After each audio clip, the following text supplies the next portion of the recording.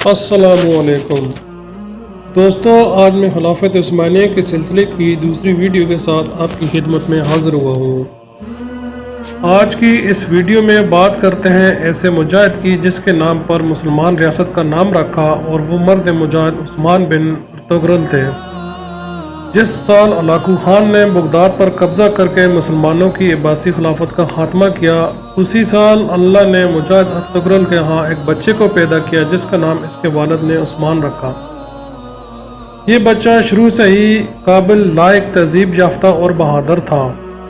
اس کو ارطغرل نے دینی تعلیم کے حصول کے لیے ایک بزرگ کی خدمت میں بھیج دیا جن کا نام شیخ ادیبالی تھا۔ یہ بزرگ بہت بڑے عالم، وقت اور دانا انسان تھے۔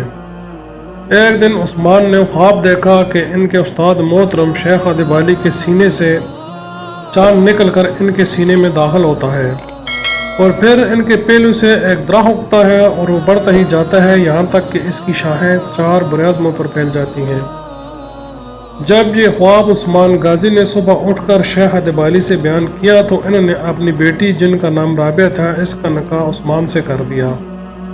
عثمان غازی شروع سے ہی علماء کی صحبت میں رہنا پسند کرتے اور ان سے رہنمائی لیا کرتے تھے۔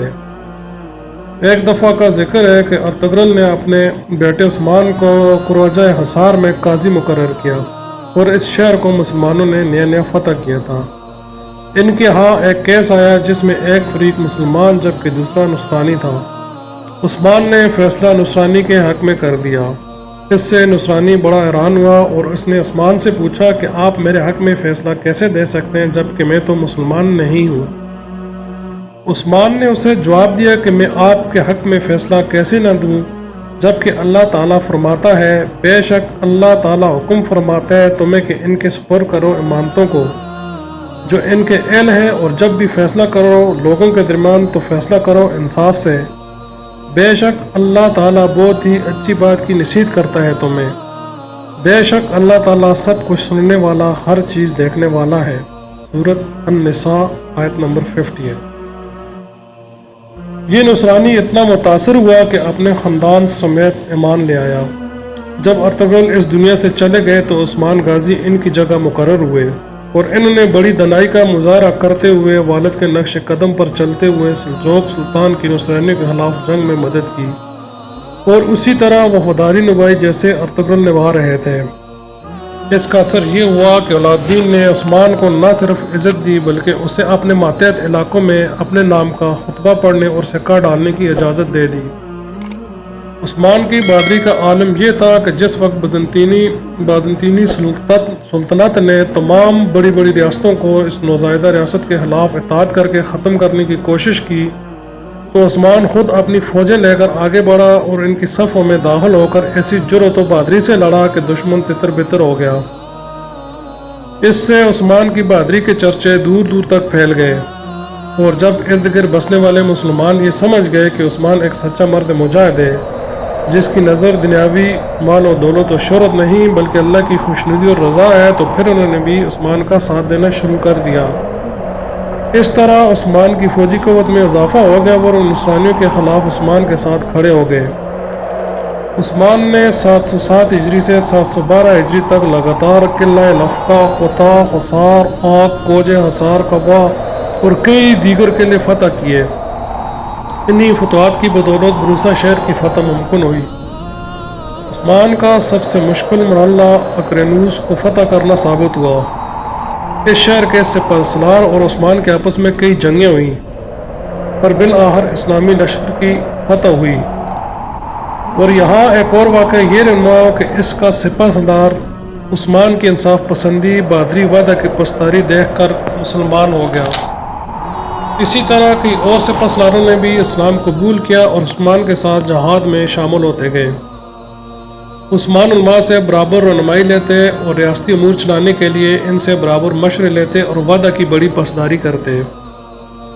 ایک دفعہ قلعہ اولوبات کی چابیاں نصرانیوں نے اس شرط پر حوالے کی کہ کوئی مسلمان پل کے راستے سے قلعے میں نہیں آئے گا، تو عثمان نے یہ شرط مان لی اور پل کا استعمال نہیں کیا۔ عثمان ایک دیانتدار اور نیک امیر تھے جس نے ہمیشہ اسلام کی سربلندی کے لیے کوشش کی۔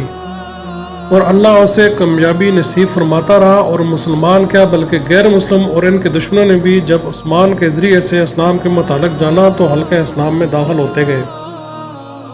عثمان غازی کی زندگی میں یہ نئی اسلامی ریاست 16,000 مربع کلومیٹر پر پھیل گئی تھی، اور اس طرح عثمان غازی اپنی ریاست کے لیے بحر مرمر تک راستہ بنانے میں کامیاب ہو گئے۔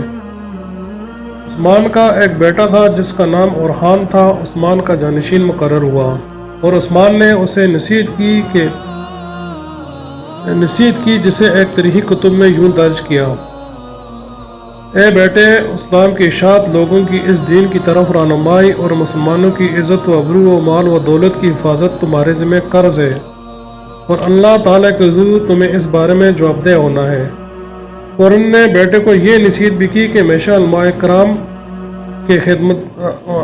کرام و دین کے خدمتگاروں کی عزت کرنا اور ان سے رہنمائی لیتے رہنا، اور جب کسی جگہ کوئی مشکل ہو تو بھی علماء سے رائے لینا۔